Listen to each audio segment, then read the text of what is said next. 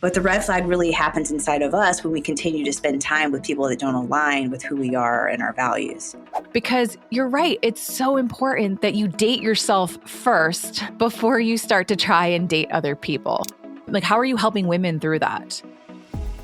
Welcome to Awaken Her, the podcast where women find their strength and transform their pain into power. I'm Carissa Stepp, your guide on this journey of healing, growth, and empowerment. Here we share the real stories of women who have faced life's toughest challenges and emerged stronger, together with expert insights to light your path forward. Whether you're seeking to heal, grow, or empower your life after heartache, Awaken Her is here to show you that not only is change possible, but you are capable of achieving more than you ever imagined. Let's dive into today's episode and take another step towards becoming your most empowered self.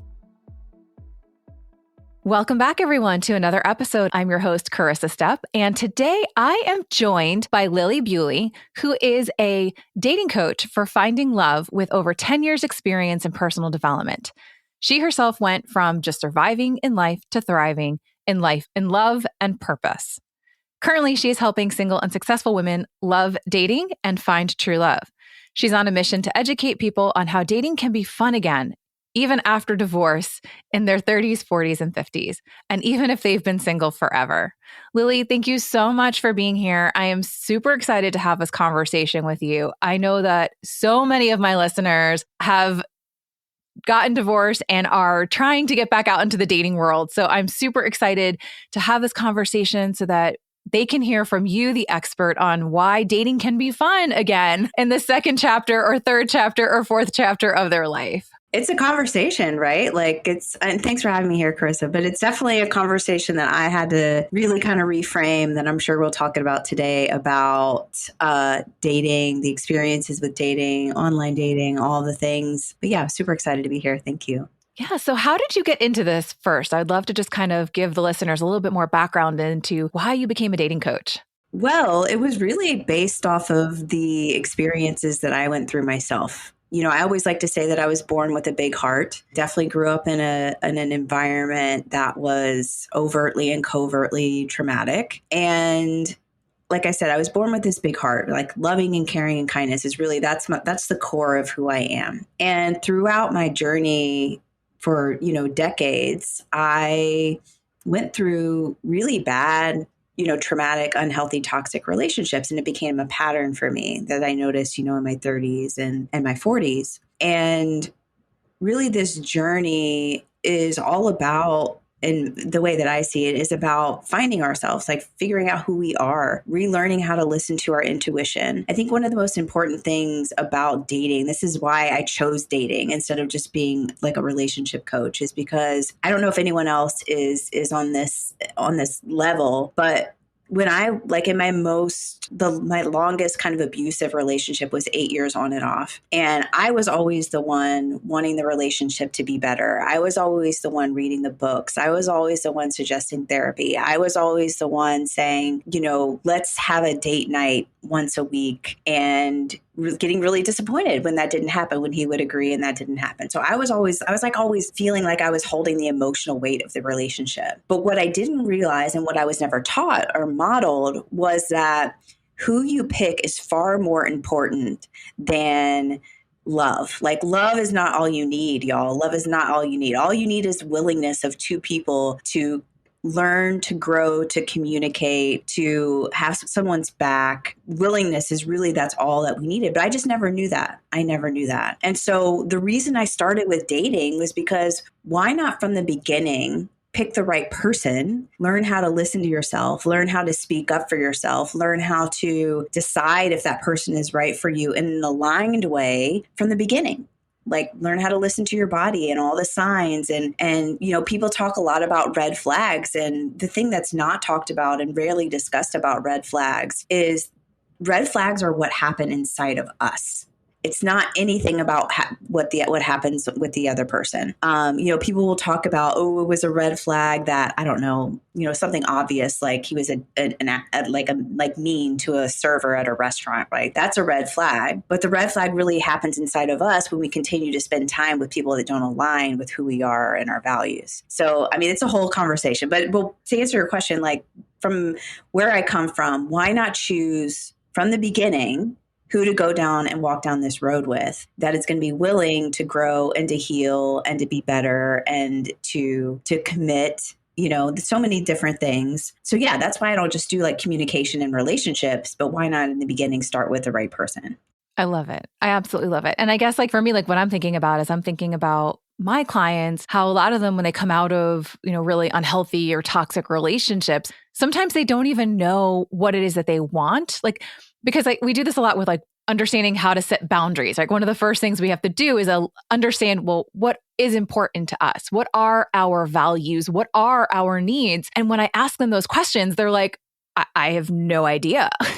So how can you begin to know who aligns with your values or who's going to be able to grow alongside you if you haven't really started to, I guess, do that work for yourself first? So are you helping, like, how are you helping women through that? 100%. And I was the same way as well, right? Like I didn't know who I was. I didn't know what my needs and desires were. In fact, all of my needs and desires for decades were other people's needs and desires for me, right? Like make the money, get the house, get the car, look pretty, be skinny, all of the things. And that wasn't really mine. That was other people's, but I made it mine because that's how I filled up my love tank. That's how I received validation. That's how I received affirmation. That was my place in the world, my resume looking like banging, looking good. So it's a process and it's a journey. And I think probably the same work that you do with your clients, Carissa, is I take an inside out approach to dating instead of an outside in, which is a very different model than most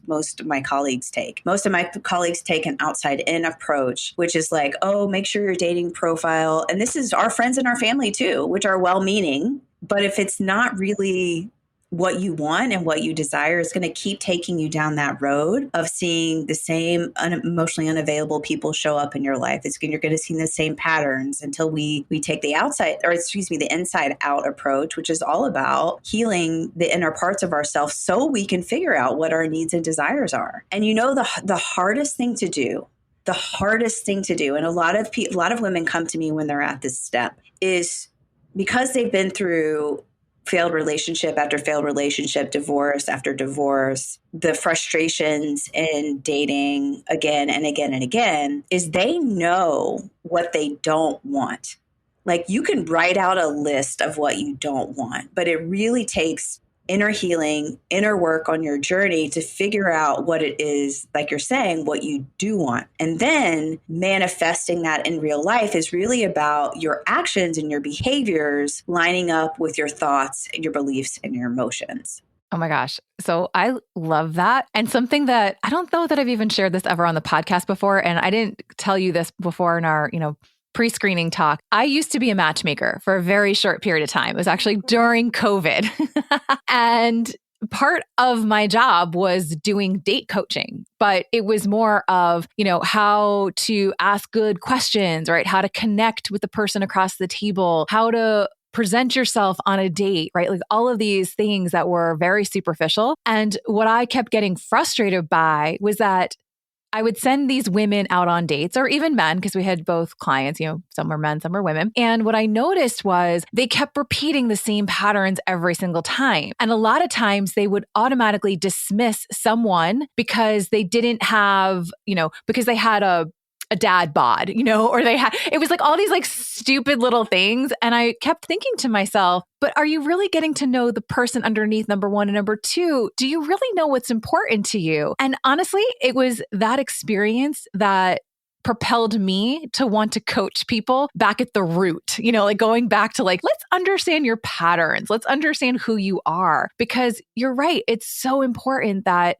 and I'll put it this way, that you date yourself first before you start to try and date other people. So true. Yeah. And I love that. It is all about the root, what's happening inside of us. And, that kind of comes to this precipice or this like impasse that we're at, I think, in personal development, which is, a couple of decades ago, it was revolutionary when people would say, oh, you have to love yourself in order to let someone love you. And what happened after that is that self-love became transactional.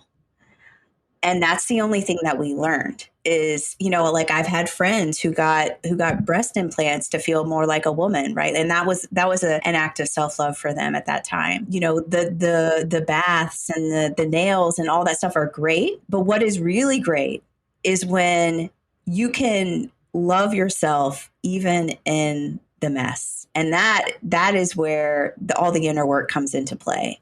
Like I just put out a post the other day about self-love it's about your actions and your words, beliefs, and behaviors lining up with who you are, right? And that could be boundaries. That could be speaking up for yourself. Like I love myself because I speak up for myself and I show up for myself. Like those are my two things for me. And I don't know why like that kind of popped in my head, but I think like you can just say, what I'm saying is that you could just say, oh, I love myself, but there's a disconnect between how you act, the boundaries that you put up. And this is dating, but it's also everything, in life. Right. So I think it's interesting to talk about too. Yeah, I think you're right that a lot of people had misconstrued like self-care with self-love, and that's not it at all. It's looking at the good, the bad, the ugly, learning to self-accept yourself in all the ways, right? So not looking at yourself in the mirror and grabbing the little love handles, or the little jiggly parts under your arm. Like it can start so small, like by just accepting your body, because I think that often is where a lot of women struggle first. And it's like a tangible thing for them to kind of focus on is like, how do I love all of my body first, like my physicality? But then we have to do that inner work to love ourselves in all the ways in which we show up, right? Like we have, and you and I talked about this, but like we have these different protector parts that show up. And these protector parts sometimes, I'm not going to say that they're bad or good because no part is good or bad. They're all doing their job, which is to protect you and keep you safe. But sometimes those parts of us that show up that maybe prevent us from loving ourselves because there's an inner critic part that keeps replaying and keeps repeating itself like literally over and over again, like a broken record that will keep us from actually loving ourselves. So if we begin to talk to ourselves differently and then not allow someone else to speak to us any differently than we speak to ourselves, right? Like I think that a lot of times, I'm sorry, I'm going in circles here, but it's almost like we will accept someone else speaking badly to us because sometimes it's not as bad as the way we speak to ourselves internally. Or it's familiar, way too familiar. Absolutely. Absolutely. So I would love to dive into your feminine dating archetypes, if that's okay with you. Yeah, absolutely. So let me just say this too. I love what you said about, the different parts of us. And let's normalize us having different parts happening in our psyche, in our mind, in our system, in our inner system, our inner world. Because especially with dating, it's super important to realize that all of your mistakes, all of your patterns, all of the unhealthy things that you don't like about yourself as it relates to dating or even relationships or communicating or whatever, let's just put like a stake, like a line in the sand and just say that it's not you that's doing this, right? It's a part of you. So a part of me, and this is a great segue into the feminine dating archetypes, but a part of me for decades was running my dating life and thinking that casual sex was okay for me, when really it wasn't. And a lot of people are going to say something about this. I'm talking about my experience, but I also invite women to think about, is it you or is it a part of you that really wants connection and that's running your dating life? So you're not crazy that you have these different parts inside of you saying, oh, I should eat the carrot if we're talking about dieting, or, oh, I should eat the ice cream. But really, there is now evidence that parts of us actually can step up. Like a wounded part of me really wanted connection and really wanted love. So would accept things in my love life and relationship life that really weren't good for me. So a part of me was just running that show. And part of that healing that we're talking about, Carissa, is really learning about these parts, realizing what their purpose is and what their intent is, and then starting to have a new relationship with those parts, or like, taking over for those parts. The people call them burdens. I call them the purpose. Like, what's the purpose that these parts had for me? Like I said, it was all about, I just wanted connection.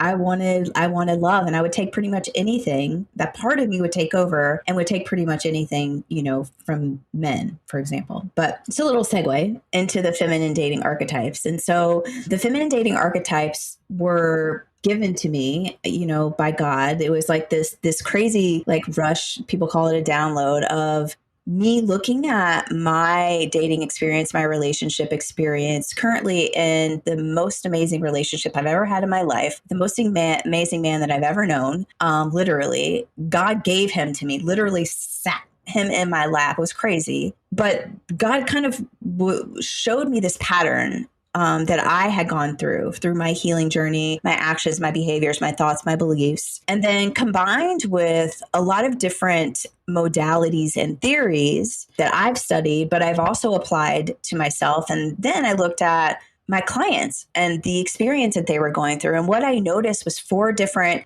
archetypes or 4 different phases, you could say. Some people get stuck in a phase, and that's when it becomes, archetypal. But it's these 4 different phases that women go through when they are dating. Do you want me to kind of go through them? Like, how do you want to do it?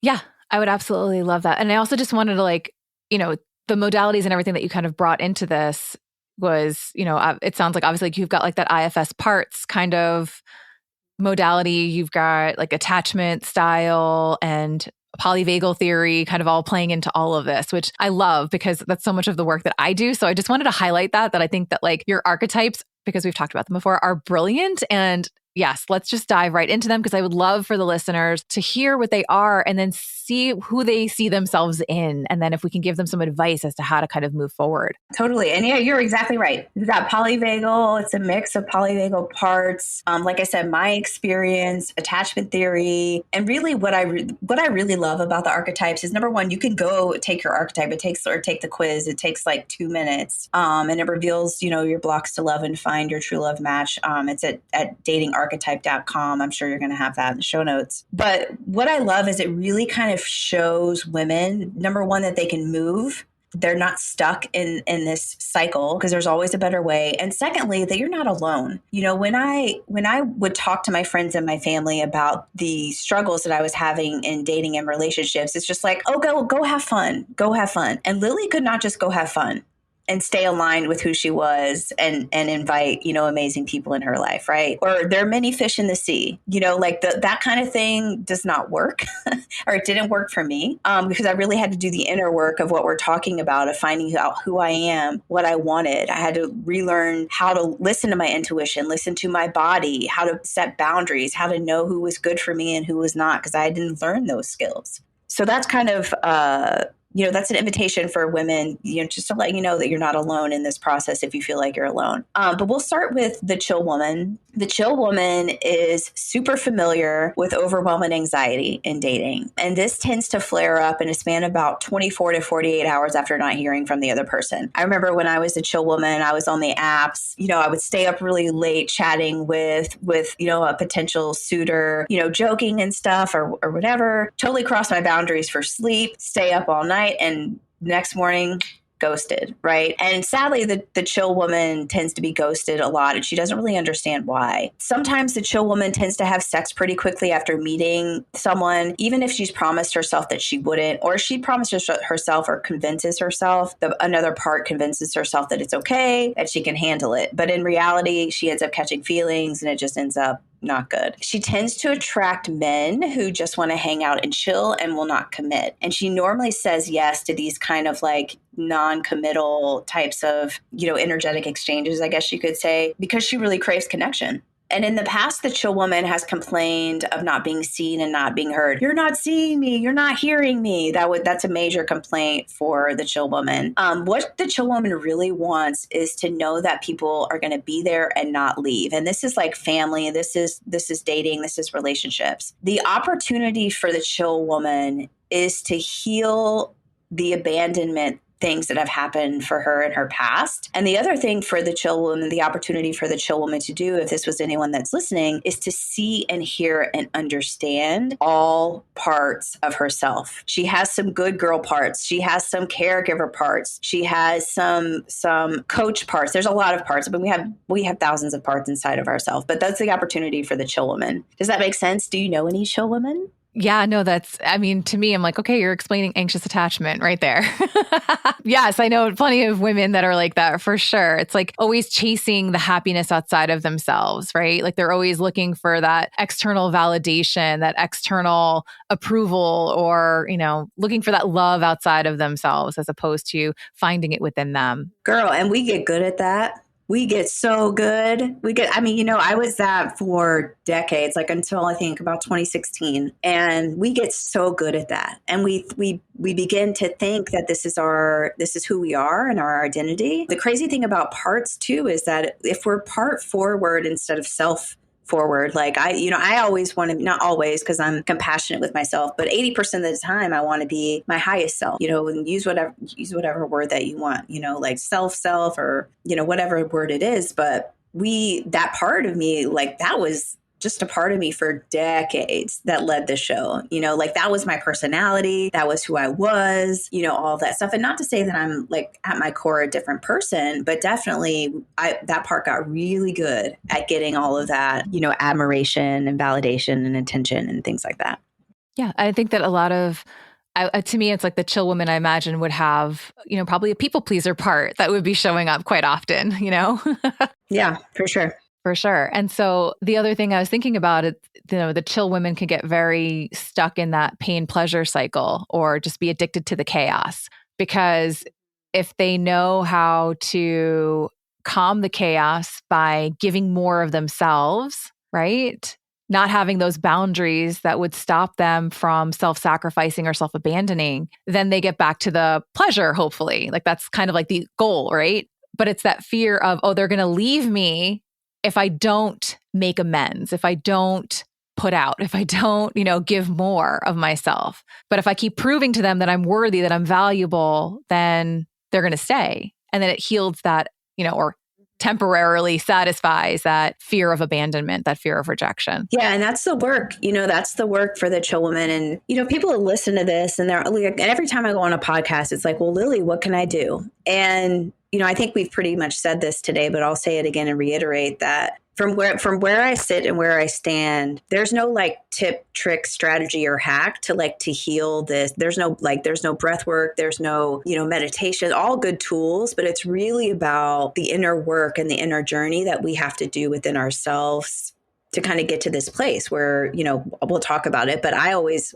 strive to be the fourth archetype, which is the magnetic woman. We can talk about that. But yeah, totally. But we can move on. Do you want to move on to the fortress woman? Yes, let's do that. Okay. So the fortress woman is the next kind of phase that I went through. And it's the next one that people can get stuck in because I see this all of the time. The fortress woman, like I always say, the fortress woman has a wall the size of the Great Wall of China around her heart.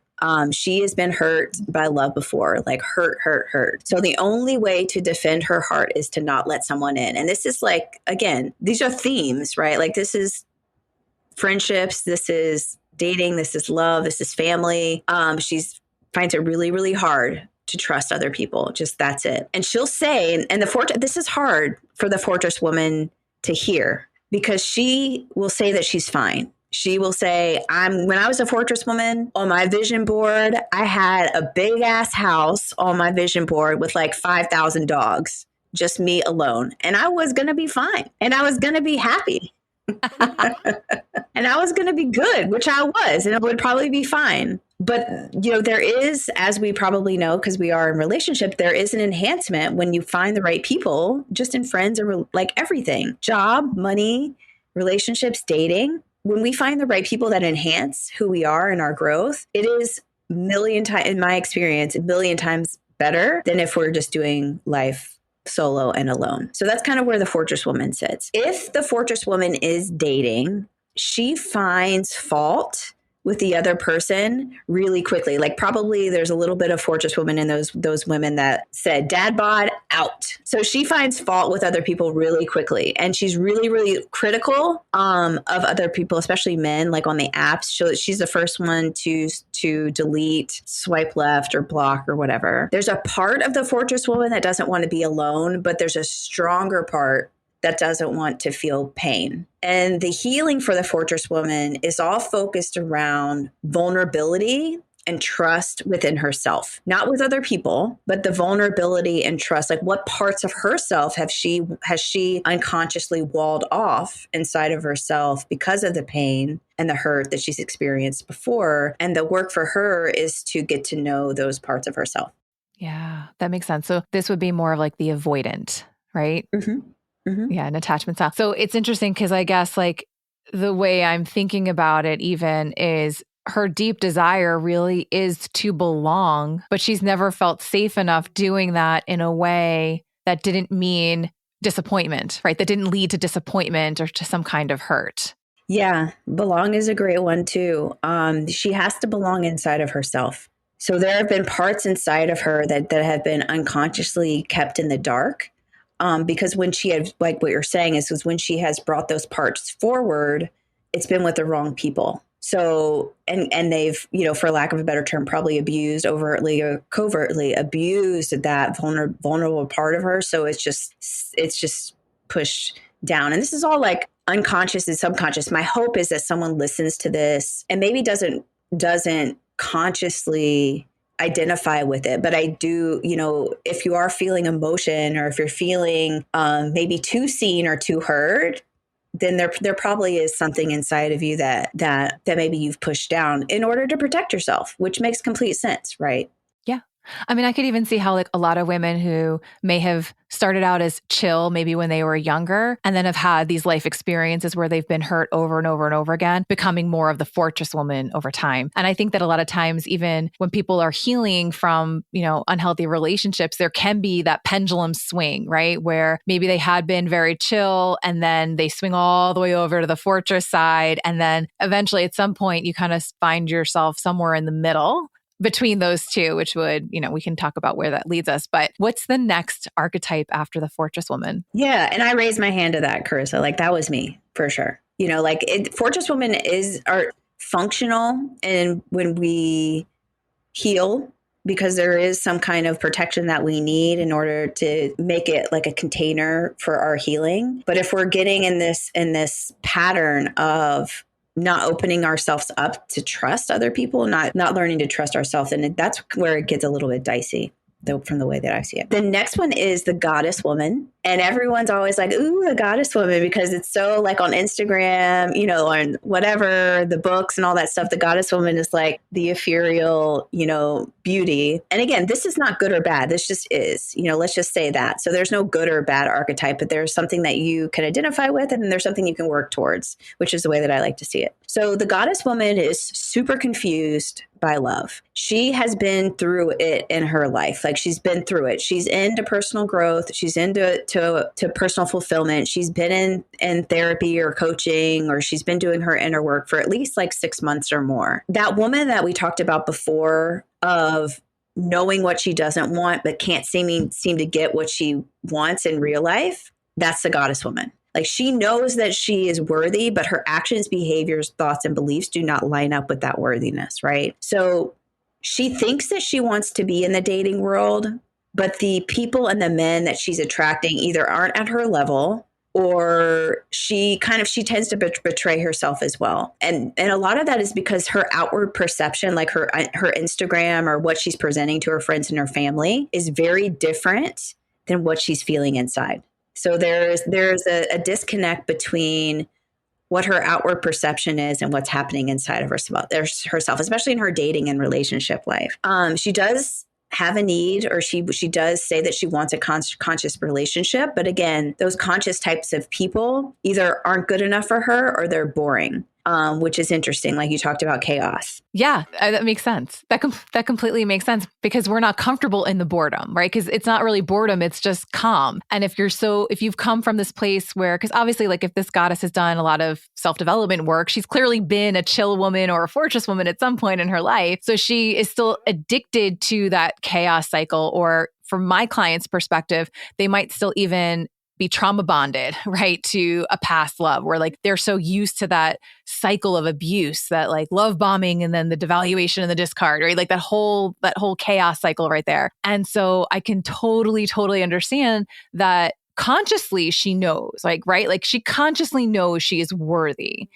But there is that disconnect in the subconscious mind because the beliefs and her, parts that are showing up that are her protective strategies, right? Her nervous system coming in to be like, you're not safe. This is not safe because it hasn't been safe in the past, because she's running from that subconscious programming that's still telling her that she still has a perception of danger in these relationships, right? And it could be from, if she's a fortress woman, it could be though being vulnerable is not safe, right? Or if it's the chill woman, it's like there's a fear that, someone's always going to leave because that's the pattern that happens time and time again. People are always walking out on me. And so, I can totally see how there would be a complete disconnect, but that's where that real deep inner work has to happen, where you get everything on the same page, right? Where you work with your nervous system, where you work with these different parts, you learn how to unblend from them in order to show up in your true and higher self, which I'm guessing leads us to the magnetic woman. Yeah, the magnetic woman is next. And yeah, just what you were saying, Carissa, like the healing for the goddess woman is about control and about perfectionism. Those are some really deep ones, right? Because the control and perfectionism are really drivers for her, and they have helped her get to where she is. But that gap between, I always call it like the gap the size of the Grand Canyon. Again, from like knowing what you want and what you deserve and actually getting it in real life is really about like you're saying, that deep inner work, the energetics of who you are, presenting yourself, which leads us into the magnetic woman. And the magnetic woman is the woman that I aspire to be. Like I said, I give myself leeway because I still have my mess ups. But 80% of the time, I strive to be the magnetic woman. My clients strive to be the magnetic woman and heal as a goal to be the magnetic woman. And the magnetic woman knows who she is and what she wants. Her actions, behaviors, thoughts, and beliefs lines up with what she knows in her head. She honors herself by setting and sticking to dating boundaries, right? Like she knows what is good for her and she backs that up, again, with her actions and behaviors. She's loving and caring of herself when she messes up. Like what people don't talk about in personal development is that the parts of us that have been driving us through our lives can really push us, very far, in personal development. But it pushes us further away. The culture tends to push us further away from the self-compassion, the inner self-compassion and the inner self-love that we actually really, really need to get to that next level of wherever we are. Her internal worth and magnetism have moved again from her head to her body. And she knows how to receive love. And again, that's a whole other conversation about this feminine, masculine dynamics. It's all out there. I have things to say, but it's not just about, I'm ready to receive. It's actually, it feels really unsafe to receive, and why, and heal that, right? She asks for what she wants and it's okay either way. Right? Like that's the secure attachment piece. She's okay either way with asking for what she needs. In dating, she recognizes really quickly whether someone is right for her or not. Like it doesn't take 3 or 4 months to realize that this person is a douche, right? Like she knows pretty much from the get-go and she's able to act on it, right? The magnetic woman doesn't just go out on a date just to see what happens. Like there's intention and purpose behind it. She's like really patient. Like the magnetic woman for me is like this woman that was hard to put into words, but she like walks into a room at a party and the whole energy is sucked out. And it's not because of what she looks like. It's not because of her outside beauty. It's the energy and the way she carries herself. It's the way her shoulders are back. Her neck is straight. When she speaks up, it's not about what she says. It's about how she says it. Right. And talk about the inner healing work to get to the magnetic woman is so profound. and so deep, especially if we've been through abusive relationships, abusive and traumatic childhoods, or whatever was modeled for us. Getting to this point of the magnetic woman is something that we cannot conceive. I couldn't conceive this, that people would react to me this way, or follow me in this way, or admire me in this way, or love me in this way, until I actually kind of got here. So it's really hard to conceptualize, I feel like, until you're there. Does that make sense? It does make sense. But I just wanted to say one thing, because I feel like the image that you painted seems like perfection in some way, right? And so I just want to caution people to not, again, like dip into that low expression of like, I have to be perfect in order to magnetize the right people. What you need to do is just literally be yourself, because when you are in your true highest self, you are going to be confident. You're going to be calm. You're going to be courageous. You're going to be, compassionate. You're going to be curious, right? Because I think that a lot of times, like, we can see this archetype and be like, oh, she must know it all already. And no, absolutely not. It's like, no, you have that vulnerability to show that you don't know everything, and you can ask questions, and you do want to connect with people with vulnerability and get to that next layer, right? To get those intimate connections with people where you can feel supported, but also ask for support. Because I think that was the other thing that you sort of mentioned, where, receiving love is a big thing, but what also is hard? Asking for help when you need help. Absolutely. Yeah, no, I love that call out, because that's the goddess woman right there. And that was me. When I was in the goddess woman stage, probably for like a year, 2 years, something like that. But I would read about how I'm supposed to be, and I would act that out. Like, that performer part of me was huge in the goddess woman, again, which goddess woman is like outward perception doesn't match inner experience. And so totally, it's not as easy as walking into a room with your shoulders back and your neck straight. It's about the energy behind all of that. It's about, like you say, who you are. But if you're at all like me, I didn't know who I was for decades, right? Like, at my core, at my core, loving, caring, and kind. And that's hard in a world that judges us by what we look like, how much we weigh, what's on our resume, what kind of car we drive. Especially when we're dating, we can kind of feel like that we're competing, in a way. And I was good at competing, really, really good, right? So it's like the jump from the goddess woman to the magnetic woman is harder than just portraying what you think the magnetic woman could be. And you can absolutely get there if you elect, and, asking for help, electing into support, or, trying to do the inner work yourself, or whatever it is, wherever you are on your journey. Yeah. I was also going to say, like, because something else that came up as you were talking was, the goddess woman might still be trapped in a pattern of codependent habits. Whereas the magnetic woman is more, she's learned how to exit that drama triangle. She's learned how to exit out of those codependent relationships, because she's become really good at setting and expressing and reasserting her boundaries, so that she no longer, is in those codependent relationships, but she's more interdependent. And when you're interdependent, that doesn't mean hyper independent. That just means that you are able to, again, like, ask for what you need. You're setting boundaries in a different way, because I think that, the fortress woman, I'm sorry, I'm getting all caught up in boundaries here, but I'm like, okay, the chill woman has no boundaries. The fortress woman is not setting boundaries. She's actually setting walls. She's putting up walls. The goddess woman is, okay, I'm setting boundaries, but those boundaries don't allow for deeper communication. Basically, it's like, okay, I'm setting the boundary and that's it. I'm done. I'm able to tell people what I won't tolerate, and that's it. Whereas the goddess woman is going to set boundaries, and she's going to say, when this happened, I felt this way. What I would have preferred is, if you could have done this instead, I would have felt supported.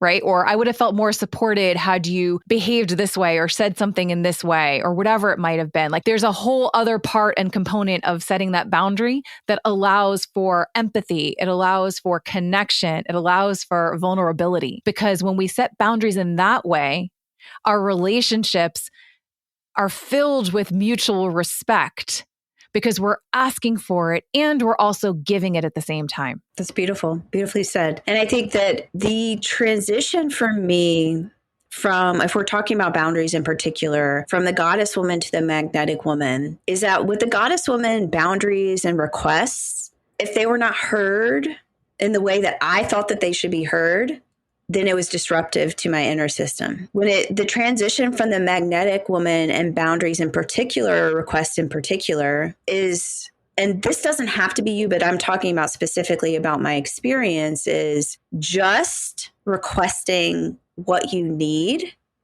with the compassion and love inside of yourself is enough.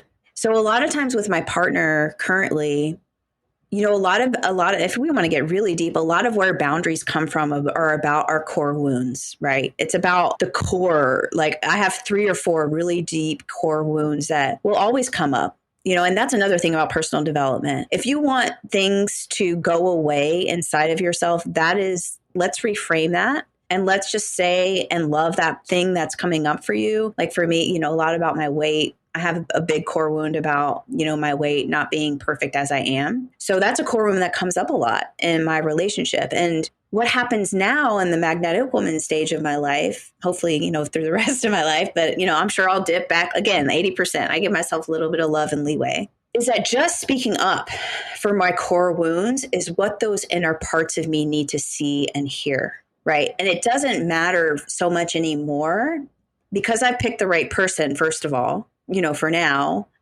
And secondly, me just speaking up and showing up for myself in that way and those inner parts of me, it's enough, right? So that's the difference I think that's the gap between, if we're talking about boundaries and requests in particular, from the goddess woman to the magnetic woman. Does that make sense? It makes sense. And what I was thinking of is like, even just acknowledging those inner parts of you and you hearing and seeing them and witnessing them and understanding them is enough, is what I'm getting. Yes. And then the other part is that I also wanted to touch back on the boundaries part, which is the magnetic woman is also going to be able to compromise when she needs to on her boundaries. That does not cause her to self-abandon or to self-sacrifice, but she can still be open in a relationship that's healthy to compromise on some things, because obviously like sometimes like our needs and our partner's needs, there might be a conflict, right? Or there could be other things that come to light, and having the ability to communicate and not just be like, no, this is my boundary, and put a stake in the ground. And the goddess might just be like, no, done. I'm out, like cross the boundary, we're done. Whereas the magnetic woman might be like, okay, we crossed the boundary. We're going to have a conversation about it. We're going to talk about it. And maybe I was overreacting, right? Or maybe this is not something that I need to have in this relationship because you do respect me, or whatever it is. Like we can get into so many hypotheticals, but yeah. And then we throughout this kind of conversation about the feminine dating archetypes, it's a lot about, we haven't explicitly talked about it, but it's a lot about the nervous system too. So it seems like that you talk a lot about, or in your practice, I don't know, on the podcast, I'm sure as well. And so the magnetic woman, she's mostly regulated, like self-regulated in her nervous system. So what that means basically is that talking about as it relates to other people is that she can let other people be who they are, do what they do, have their journey, have their issues, have their, bad communication or, whatever it is about the other person that she doesn't like, right? Or whatever, or it's not favorable. And talk about this interdependence. She can be who she is and stay aligned with who she is. And the nervous system regulation, I call it your dating nervous system. Right. And we can go through all of these archetypes and be like, oh, okay, this is her nervous system is there. You don't have enough time today. But the magnetic woman has this, and she's regulated on the inside, not because of breath work. I love breath work. I just want to say like all of the tools are amazing, but that's what happens when you do this inner healing work and you start to listen to yourself is you just really become regulated within yourself. And she's regulated enough to let other people be who they are. And especially this is so important in dating is that when you can sit back and you can let other people be who they are, that's when you know if they are aligning with your values or not, right? It's not your values. I don't want to say this because I don't want to say this is good or bad, but like for me, for example, some of my values was about, financially stable. Well, what does that mean? What does that mean? What if someone's financially stable and he's mean? So like there's no black and white, and the magnetic woman is okay in that gray area because she's regulated in herself. Yeah. No, absolutely. I love that. And I think that like when you are regulated, you're able to observe people objectively, to your point, so that you can much more easily actually listen to yourself and your intuition as to, is this the right person for me?